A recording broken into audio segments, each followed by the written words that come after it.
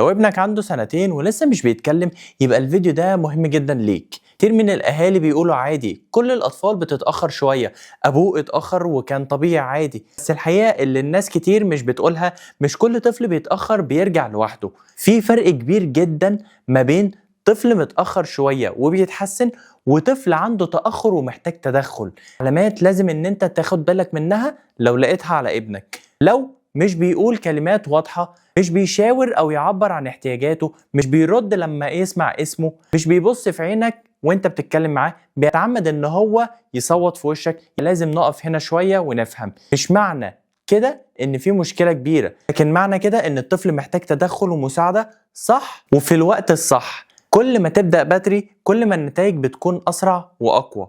الانتظار مش دايما حل، واحيانا بيضيع وقت مهم جدا من عمر الطفل. حل بسيط ممكن ان انت تبدا تعمله: اول حاجه ان انت تقلل الموبايلات، تاني حاجه اللعب والتفاعل المباشر، تالت حاجه تسميه كل حاجه حوالين الطفل، رابع حاجه ان انت تشجعه وتحاول ان هو تخليه يتكلم. انت مش محتاج تخاف، بس محتاج تفهم وتتحرك صح. لو حابب تعرف هل طفلك محتاج تدخل ولا لا وتبدأ معاه بشكل صح، ابعت كلمة تخاطب وهنساعدك خطوة بخطوة.